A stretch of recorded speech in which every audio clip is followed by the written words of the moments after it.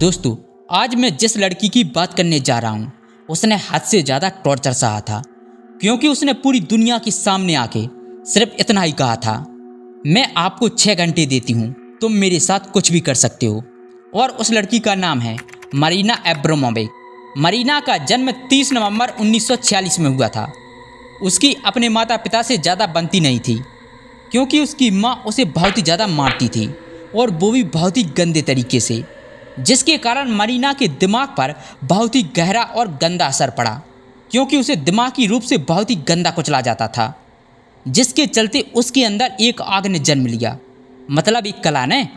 क्योंकि जब बंदा बहुत ही ज़्यादा दुखी होता है, या तो वो कविता लिखता है, या फिर वो गाने सुनता है, या फिर कुछ ऐसा करता है जो कुछ अलग हो। और इसी के चलते चलते मरीना जब बड़ी हुई, उसने फाइन आर्ट्स की ट्रेनिंग ली, जिसके बाद वो स्टेज पर परफॉर्मेंस करने लगी, जिसके अंदर आपको एक जगह स्थिर खड़े रहना है, चेहरे पर कोई भी भाव नहीं देना, और आंखों में थोड़ा सा दुख और कठोरता होनी चाहिए, पर कोई भी हलचल नहीं।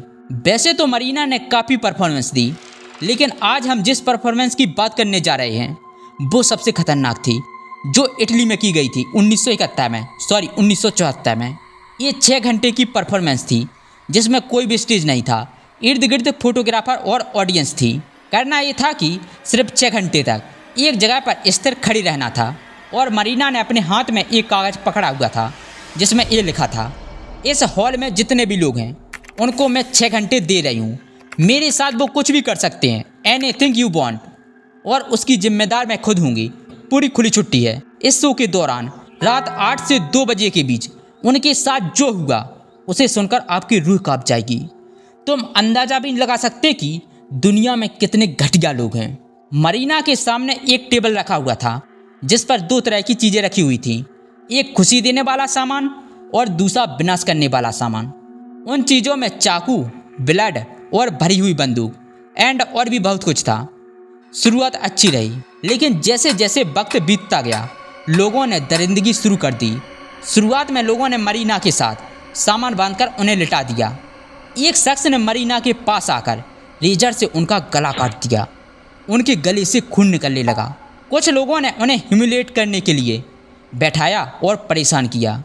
किसी ने उनके शरीर पर अभद्र बातें लिखी, तो किसी ने अश्लील चीज़ें बांध दी। एक शख्स ने उनके हाथ में भरी हुई बंदूक थमा दी और बंदूक मरीना की तरफ कर दी। कुछ लोगों ने रेजर से उनके कपड़े फाड़ दिए और उन्हें न्यूड कर दिया। इतने से भी लोगों का जब मन नहीं भरा तो उन्होंने उसके शरीर पर कांटे चुभा दिए एंड उनकी न्यूड फोटो खींच रहे थे। आखिर के 2 घंटों में लोगों ने उनकी हालत बद से बदतर कर दी। इस तरह यह सब 6 घंटे तक चलता रहा और मरीना की परफॉर्मेंस खत्म हुई रात के 2 बजे। 6 घंटे तक लोग उसके साथ जो कर सकते थे, जो भी उनसे हुआ वो उन्होंने किया। उसके बाद मरीना ने चलना शुरू किया और हॉल में मौजूद जितने भी लोग जिन्होंने उसे कांटे चुभाए, पानी फेंका और कपड़े उतारे, जिन्होंने भी ये सारी चीज़ें उनके साथ की, मरीना एक एक करके उनके पास गई और उनके सामने खड़ी हो गई। उनकी आंखों में आंखें डालकर देखने लगी। इतनी देर से जो लोग उसे तंग कर रहे थे, उसे टॉर्चर कर रहे थे, वो लोग अब उसकी आंखों में आंखें मिलाकर भी नहीं देख पा रहे थे। वो सभी आंखें मिलाने की स्थिति में अब नहीं थे।